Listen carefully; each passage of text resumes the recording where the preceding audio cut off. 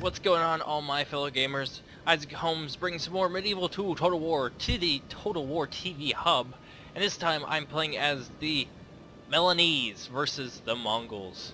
So, let's go ahead and look at my army real quick. I have 4 units, peasant crossbowmen, and just to make it more interesting, I brought some artillery, and I brought 1 unit of ballista just to see how good ballista was. This will be very interesting, don't worry. I have 5 units of these dismounted feudal knights, awesome sword infantry. I have 4 units of armored sergeants, my general's bodyguard with my general right there. I have in total 4 units, of feudal knights and 1 unit of mailed knights, who will actually be quite crucial later on. But we're going to unpause and play and look at what my opponent brought. Mongol infantry, dismounted heavy infantry, or heavy archers, and let's just say that he has a lot of archers. Backed up by Mongol light lancers, some more of them, and here's some bodyguard with his general, of course, who has a different cosmetic right there. Looks pretty awesome to me. As well as some horse archers somewhere across the battlefield. Unfortunately, it is foggy and rainy, so I cannot see very well. So I'm gonna actually back up my... Here they are. Oh, I lost them. There they are. He has some Mongol horse archers coming in against my guys. Now I knew that these could be a problem, so I charged feudal knights at them. That was a stupid idea, because he will easily outrun my guys. I realize that. Plus, I don't want to sacrifice an entire unit of really expensive heavy cavalry to go after his guys, so I'm just going to rush them back, and I have a unit that can take care of them. They're called mailed knights. Now, indeed, his mounted archers could outrun my guys, even against mailed knights, but eventually I will be able to push him up against the red line and capture him. And I knew that, so that's why I decided to go ahead and do it like that. But in the meantime, I'm just pushing my guys forward into this little alcove of trees, waiting for my ballista to get in range, but it takes forever to get in range. And here, seeing the problems of the horse archers, I decided to go ahead and charge my guys. And they're actually going to put up a pretty good fight. They catch 1 guy, but they're going to continue on going. And they're down to 31 guys. And I have 1 more. And I thought about withdrawing them, but I decided, like I said, I figure I can chase these guys down and push them up against the red line, which is just right here, so it's not that far to go, and just the angle I had correctly. Here you can see I'm still moving up my infantry and my archers, and most importantly, my ballista, in the hopes of killing some of his guys. So not much is going on that side, but here we're just going to watch these guys chase down these horse archers just for a little bit. You see, they're actually catching up just a little bit. Not really. But eventually they will. Just trust me on that. Here you're going to watch the power of the Mongol archers. Our men are under attack. We need to act. An insane amount of archer volleys coming in, destroying my poor peasant crossbowmen. So I'm going to go ahead and start clicking attack out orders. And actually, here comes some of his Mongol light lancers. I'm fine with that. He won't do much because he decides to strafe to the side. I guess he was wanting to take care of this ballista. That won't work well because they go ahead and rout and get killed by some of their own archer fire. But that's fine by me. And I see my disadvantage. You know, he has so many archers, he's just going to pick me apart. And I have only 4 units of peasant crossbowmen. Wow, that looks quite awesome. I love the graphics like that. All the fire coming in, engulfing all the people. So I'm going to go ahead and move my crossbows up, and as well as all my infantry. We're going to watch this ballista fire real quick, if it will fire. Maybe. They're thinking about firing. See, this is the problem with artillery in this game. They take forever to reload, especially ballista. You wouldn't think it would be that hard. Here you see moving these guys up, and they are just getting destroyed by all of these guys. And now I can see the rest of his infantry get become unhidden. He has some dismounted light lancers and some Nafatoons, which are incredibly scary units. But boom, here comes my heavy cavalry right into the unit of these guys.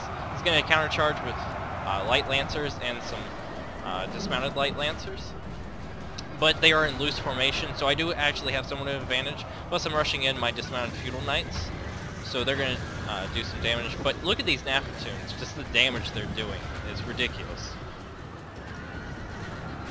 I wouldn't think that they should have that much ammo and stuff, but I'm going to rush up my general's bodyguard, hope of inspiring my men, as all across these lines I charge forth with armored sergeants and my dismounted feudal knights. And although these guys are archers, they will hold up in a fight for a really long time. They are called Mongol infantry, but they are effectively archers. But still, they are very, very tough. Plus these Nafatoons backing up. Here comes some more. Yeah, they are causing quite a bit. Look, these guys are down to 10, 6, and 7. And at what cost? I'm just taking care of just a few archers, and boom, there's a rout, and pretty soon these guys, I'm sure, will start breaking as well. Because they're, yeah, wavering, and these guys are actually steady. Don't know how they're still steady, but to each their own, I guess. Here you see, I'm trying to outmaneuver my opponent as well, just to end these guys a little bit quicker. So I rush out some armored sergeants, probably push them a little bit too far out there. But eventually they will come back. Our men have slain the Saracen general. And now there, we thankfully, must send his men he rushes in running his back to general's the bodyguard desert. right here, and he dies in a countercharge by my own bodyguard. The enemy are badly bloody. And you can see some of these they routes. have lost half their men. Light lancers, bodyguard going after my mailed knights. They'll easily win that, but you can see these routes all across his line. Lord protect us. Our And general boom. lies slain upon the battlefield. Those Nafatoons are incredibly scary, and that's why. They just took out my general just like that. But it doesn't matter. I've already won this infantry engagement, but I still have to take care of some of these guys. Chasing down these Nafatoons. I really want to kill these guys. These guys break, but not going to stop there. Still hack them down. But my opponent is not done. He still has some Nafatoons here, general's bodyguard, and boom, there routes my mailed knights. So he has still a pretty sizable force. You can see quite a few of these Mongol infantry, and Nafatoons there, more Nafatoons. Quite a few units actually came back, as well as light lancers right there. And they're going to be attacking my crossbowmen, no doubt. But that's fine. Although they are peasants, maybe they'll be able to hold up a fight. No, not really. They're dying pretty quickly, so I'm sure I'll start focusing fire with my crossbows against those guys. But they decide to go ahead and attack these guys over here. I was chasing down some of his Nafatoons. Look, they routed 35 men, armored sergeants. Ridiculous. But these armored sergeants are taking care of these bodyguard, but they rout because of these Nafatoons. Nafatoons are probably overpowered in this game, but it happens. I'm going to go ahead and unextend my map here. You can see, you may be thinking I'm kind of wasting my time chasing all these routing units down, but I wasn't sure if they would come back, so I'm using these spare units to go ahead and chase them down. But essentially all that's left are these guys over here. These Mongol light lancers, bodyguard, and I believe a unit of Nafatoons against my general's bodyguard for right now. Nafatoons go ahead and break, but I'm charging in dismounted feudal knights and some armored sergeants.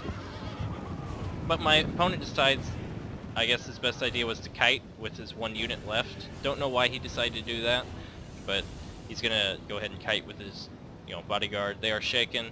I'm gonna have to chase these guys down just a little bit.